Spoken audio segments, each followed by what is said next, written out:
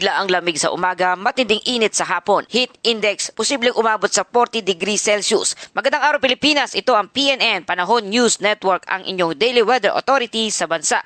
Para tuloy-tuloy na ulat sa panahon, please like, share at subscribe ang aming channel at pindutin na rin ang notification bell para lagi kang updated dito sa ating ulat panahon. Mga kababayan, ngayong araw ng Miyerkules, March 25, 2026 na po tayo. Narito na ating update sa panahon. Sa kabila ng opisyal na pagtatapos ng hanging amihan, isang kakaibang pattern ang ating nararanasan sa ngayon. Ayon sa Pag-asa, nakapagtala pa rin ng mas mababang temperatura sa ilang bahagi ng bansa. Mga naitalang mabababang temperatura sa Baguio City, umabot ng 14 degrees Celsius, sa Malaybalay, 17.3 degrees Celsius, sa Tanay, 17.8 degrees Celsius, sa San Jose, 19 degrees Celsius, sa Ambolong, 19.2 degrees Celsius, at sa Quezon City naman umabot ng 19.2 degrees Celsius. Ibig sabihin mga kababayan, kahit tapos na ang hanging amihan, ramdam pa rin ang lamig sa gabi at madaling araw sa ilang mga lugar. Sa kabilang banda, kabaliktaran naman ang nangyari sa tanghali. Sa lugar ng Dagupan, posibleng umabot ng 40 degrees Celsius ang heat index. Babala, ang ganitong init ay maaring magdulot ng heat exhaustion, dehydration at heat stroke kung magtatagal sa exposure sa init. Ito ang tinatawag nating init na delikado. Hindi lang basta mainit, mapanganib pa sa kalusugan. Mga kababayan, narito ang paliwanag. May natitirang lamig ng amihan sa umaga, pero sa tanghali nangingibabaw naman ang easterlies, kaya nagkakaroon ng malaking agwat ng temperatura.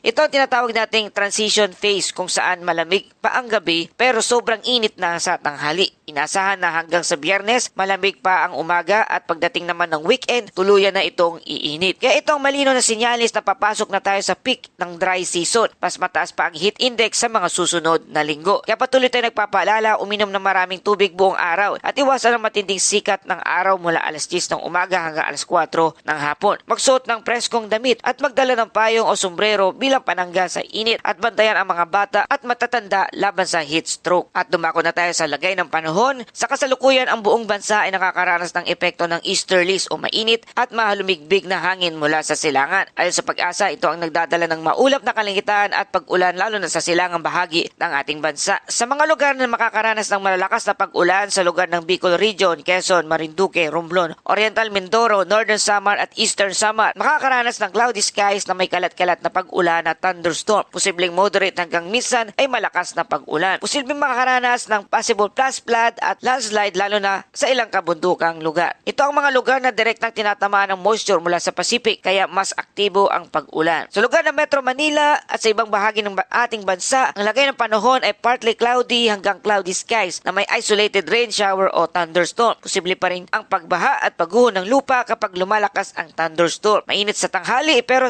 asahan ang biglaang buhos ng ulan sa bandang hapon o gabi. Sa lagay naman ng karagatan sa lugar ng Central at Southern Luzon, kasamang Visayas at Mindanao, ang hangin ay light to moderate winds na may direksyon from east to northeast na may alon na mula 0.6 hanggang 2.1 metro ang taas. Sa natitirang bahagi ng bansa, dito sa lugar ng Luzon, ang hangin ay light to moderate winds na may direksyon from southeast to northeast na may alon mula 0.6 hanggang 1.8 metro ang taas. Sa kabuuan, maayos pa rin ang kondisyon ng karagatan, ngunit mag-ingat kapag mayroong thunderstorm. Para sa ating temperatura, pinakamababang temperatura na itala 19.2 degrees Celsius at ang pinakamataas naman ay 32.1 degree Celsius. Mas mainit at malinsangan ang pakiramdam sa ngayon, lalo na sa bandang tanghali dahil sa mataas na humidity na dala ng easterlies. Mga kababayan, narito ang malinaw na sitwasyon. Easterlies na ang dominanteng weather system sa buong bansa. Nagdadala ng moisture mula sa Pacific at nagdudulot ng mas madalas na pag-ulan sa bandang silangan at nagpapataas ng humidity at init. Ito ang typical na pattern habang papalapit na tayo sa peak dry season, kung saan may init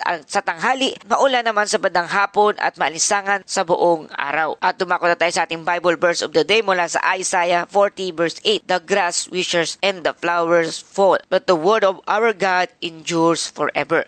Mga kababayan, sa gitna ng pabago-bagong panahon, may isang bagay na hindi nagbabago.